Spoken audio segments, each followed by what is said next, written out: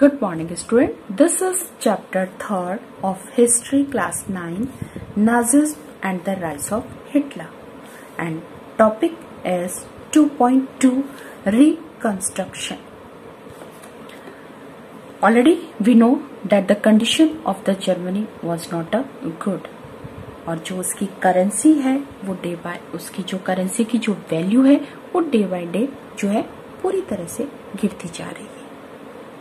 अब ऐसी कंडीशन में जो हिटलर बहुत सारी प्रॉमिसेस कर लोगों का विश्वास जीतकर जो वहां की पॉलिटिक्स में आया था, तो अब वो चाहता है कि मैं उसकी पॉलिटिक्स को, उसकी इकोनॉमिक कंडीशन को रिकंस्ट्रक्ट करूं। तो उसके लिए कुछ उसने प्लान भी अपना बना के रखा है। तो उसने रिकंस्ट्रक्शन में इंक्लूड किया है economic recovery, foreign policies and war as a way out of economic crisis. तो रिकंस्ट्रक्शन के अंदर हम इन तीन जो हमारे पास जो 3 पॉइंट्स है उनसे रिगार्डिंग स्टडी करेंगे। So let to start the first point, economic recovery. देखिए, इकोनॉमिक रिकवरी ऑलरेडी हमने बताया था कि इकोनॉमिक कंडीशन जो है, जो फर्स्ट वर्ल्ड वॉर के बाद में जर्मनी की अच्छी नहीं है। तो उन्होंने जो इकोनॉमिक रिकवरी की जो टोटल रिस्पॉन्सिबिलिटी है वो अपने इकोनॉमिक्स हालमार शाफ्ट को उन्होंने दिया है। और हालमार शाफ्ट का जो मेन एम है वो है full production and full employment. It means बहुत ज्यादा प्रोडक्शन करना और उस प्रोडक्शन में बहुत सारे लोगों को इन्वॉल्व करना। अब जब प्रोडक्शन में बहुत सारे लोगों को इन्वॉल्व किया जाता है तो इट मीन्स बहुत सारे लोगों को एम्प्लॉयमेंट मिल रहा है। तो उसकी जो मेन पॉलिसी थी वो यही थी। और अच्छा, बहुत सारे लोगों को एम्प्लॉयमेंट देगा तो कैसे? तो यहाँ पे स्टेट का जो फंड है उसका यूज करेगा वो, और बहुत सारे ऐसे वर्क क्रिएशन प्रोग्राम, मतलब लोगों को वर्क देने के लिए बहुत सारे प्रोग्राम जो है वो क्रिएट करेगा, और जो उस प्रोग्राम्स के लिए जो फंड चाहिए वो स्टेट प्रोवाइड करवाएगा। अब उसी का जो है बहुत सारे 2 एग्जाम्पल यहाँ हमारे पास दिए हुए हैं। एक तो है super highway. It mean super highway वो कंस्ट्रक्ट करवा रहा है, तो बहुत सारे लोगों को इन्वॉल्वमेंट मिलेगी, इसमें बहुत सारे लोगों को जो है यहाँ पे वर्क मिलेगा। और second one is the people's का द वॉक्सवैगन।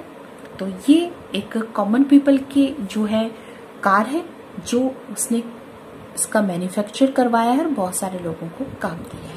तो ऐसे ही वो बहुत सारे प्रोग्राम शुरू करना चाहता है जिससे प्रोडक्शन तो इंक्रीज होगा, साथ में बहुत सारे लोगों को जो है एम्प्लॉयमेंट भी मिलेगा। अब सेकंड जो है, हिटलर अपना फॉरेन पॉलिसीज लेके आया है। यहाँ पे फॉरेन पॉलिसीज में उसे बहुत सक्सेस मिलती है।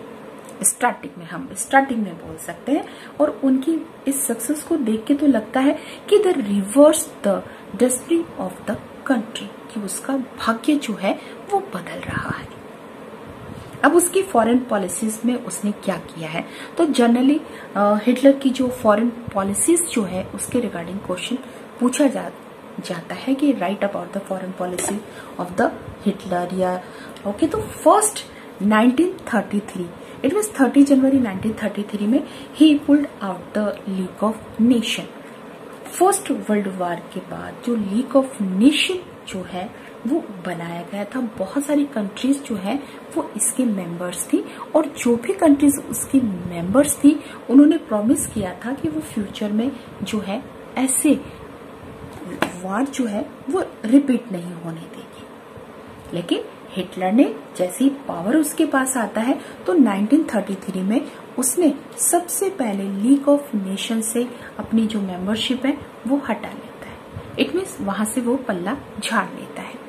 1936 रीऑक्यूपाइज राइनलैंड। राइनलैंड वो लैंड है जिसमें आयरन रिच रिसोर्स ये लैंड है जो उससे वर्साइल की ट्रीटी में इससे ले ली गई थी, उसे वो रीऑक्यूपाइज करता है, दोबारा से अपने अंडर कंट्रोल कर लेता है। And the third 1933 Austria Germany, जो कि कभी एक नहीं हो सकते अकॉर्डिंग टू वर्साइल ट्रीटी। तो 1 people 1 empire and 1 leader, it is a slogan. तो ये स्लोगन के बेसिस पे उसने सुडेटेन लैंड जो है वो चेकोस्लोवाकिया से अपने कंट्रोल में कर लेता है, क्योंकि सुडेटेन लैंड में जो majority of the population one speaking German language, तो यहाँ पे उसने उसको भी अपने साथ मिला लेता है। लेकिन बहुत ही चालाकी से ये पूरी की पूरी कंट्री चेकोस्लोवाकिया को अपने कंट्रोल में कर लेता है। तो these are the quick success of the Hitler's.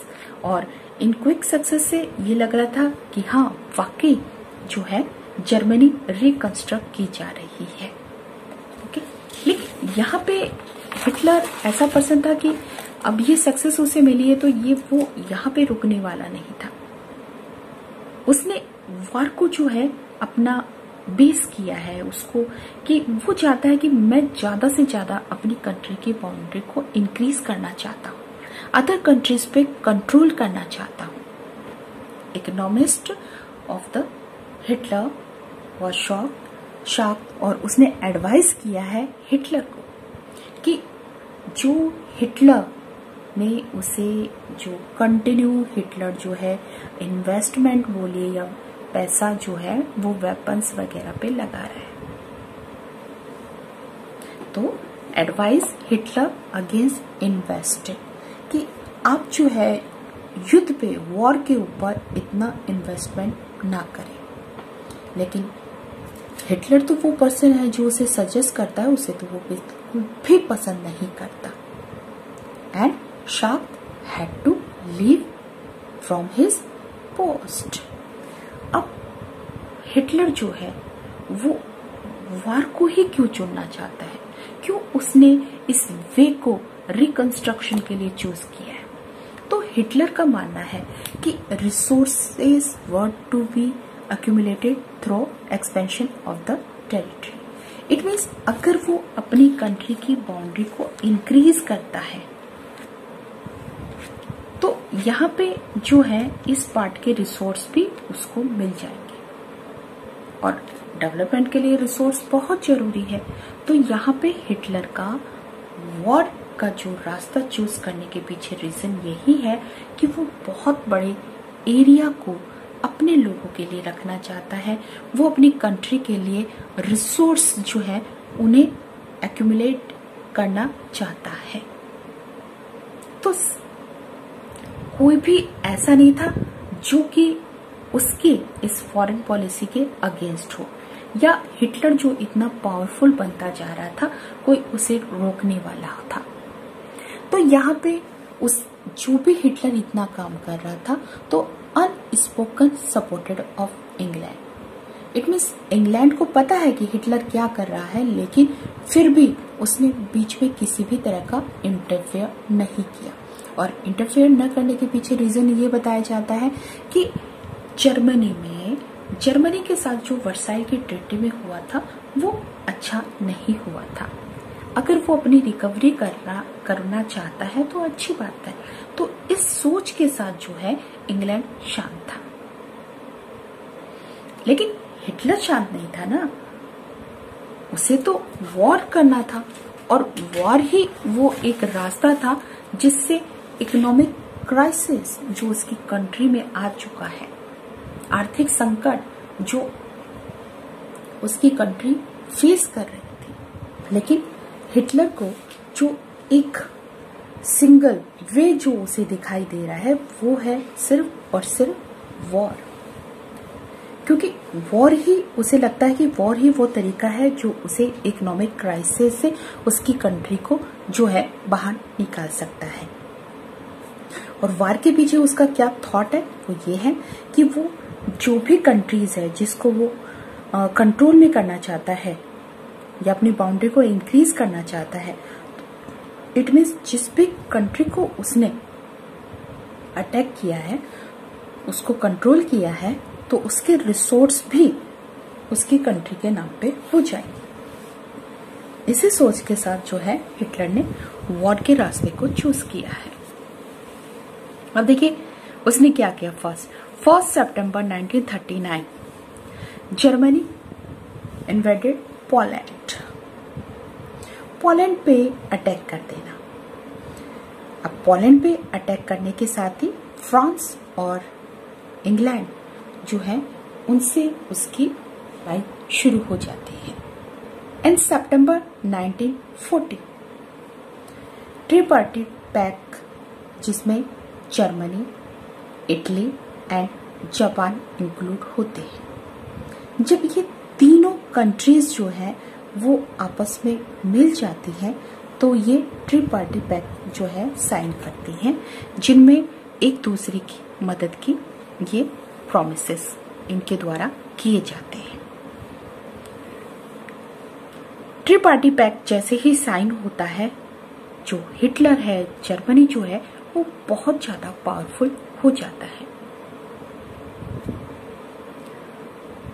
1940 वो टाइम पीरियड है जिसमें हिटलर जो है अपना पूरे पावर के साथ है।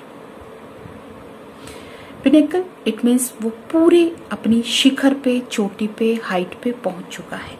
इन 1941 जून हिटलर की जो हिस्टोरिकल ब्लंडर, जो सबसे बड़ी मिस्टेक उसके द्वारा की गई थी, वो थी सोवियत यूनियन पे अटैक। तो यहाँ पे हिटलर जो है उसकी मिस्टेक, जब उसने ये अटैक करता है तो ये सबसे बड़ी मिस्टेक इसलिए हो जाती है कि यहाँ पे वो सोवियत यूनियन की तरफ मूव करता है तो इसके वेस्ट फ्रंट पे जो है ब्रिटिश जो है बॉम्ब डालना शुरू कर देता है, और दूसरी तरफ वो जो सोवियत यूनियन की तरफ उसने मूव किया है तो इसमें क्या होता है कि सोवियत जो आर्मी है वो उसे बुरी तरह से हराती है। यहाँ पे हिटलर की जो सेना है, उसकी जो आर्मी है, उसको पूरी तरह से जो है दौड़ाकर बर्लिन तक जो है वो भेजती है। इट मीन्स यहाँ सोवियत यूनियन पे जब उसने अटैक करता है तो उसकी बहुत बुरी हार होती है। यहाँ अगर हम हिटलर की बात करें तो यहाँ पे देखिए ये जर्मनी है जो हिटलर के कंट्रोल में है, और ये जो है ग्रीन कलर से जो शो किया गया है area, this is the part जिसपे हिटलर ने अपना कंट्रोल किया है। It is a part Italy and it's territory जो कि उसका दोस्त था, and purple colour showing here about the neutral countries जो किसी के साथ भी नहीं है, ना एक्सेस पावर में ना central power. It is a greater Germany. तो काफी अच्छा जो है इटली का कंट्रोल जो है यूरोप के ऊपर। लेकिन यहाँ वो अटैक उसने क्या किया, सोवियत यूनियन पे अटैक किया। जैसे सोवियत यूनियन पे अटैक करता है, यहाँ पे सोवियत यूनियन की जो आर्मी है उसको वापस जर्मनी में लाके छोड़ दी, और इसके वेस्ट पार्ट पर जो है वो बॉम्ब गिराए जाते हैं ब्रिटेन के द्वारा। तो ये उसकी सबसे बड़ी मिस्टेक थी।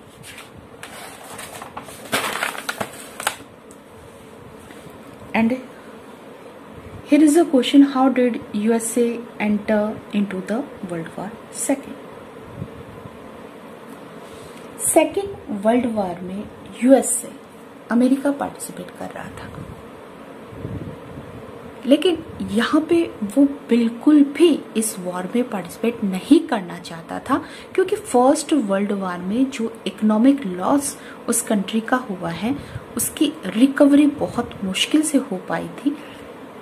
इसलिए वो ऐसा जो है लॉस या इस नुकसान जो है वो दोबारा ऐसा नहीं करवाना चाहते थे। लेकिन यहाँ पे घटना बोलिए, इवेंट बोलिए, इंसिडेंट ऐसा होता है कि यूएसए को अनविलिंगली इन्वॉल्वमेंट करना पड़ता है सेकेंड वर्ल्ड वॉर में। 7 दिसंबर 1941 Japan bombs Pearl Harbor on America. America पर जो है उसका जो पर्ल हार्बर जो है सी पोर्ट जो है उसके ऊपर बॉम्ब गिराया जाता है जापान के द्वारा। और रिवेंज लेने के लिए वो अमेरिका इस सेकेंड वर्ल्ड वॉर में शामिल हो जाता है। युद्ध काफी यहाँ लंबा चलता है 1939 टू 1945 और इस द वॉर एंडेड इन 8 मई 1945 और इसमें जो हार होती है वो जर्मनी की होती है। यहाँ पे हमें ये भी पता है कि सेकेंड वर्ल्ड वॉर जब खत्म होता है तो उसके लास्ट डे जो है हिरोशिमा और नागासाकी ये 2 सिटी है जापान की जहां पर बॉम्ब गिराए जाते हैं। तो यहाँ पे ये जो बॉम्ब है वो उसका नेगेटिव इफेक्ट जो है बहुत सारे लोगों पे पड़ा है और आज भी वो देखने को मिलता है।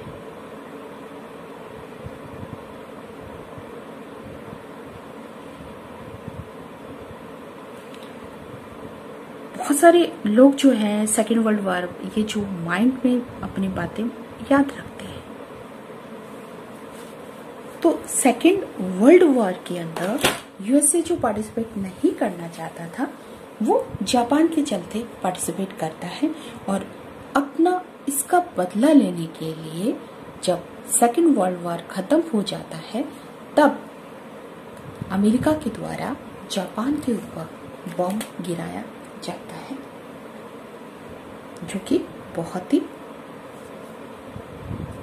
घिनौना वर्क बोल सकते हैं। तो यहाँ पे हमने स्टडी किया था। तो in this topic our study regarding reconstruction, and in a reconstruction we had discussed about the foreign policies, war as a way out of economic crisis. What was the motive behind the war? Okay, and also how did USA enter into World War II? Clear this? Thank you.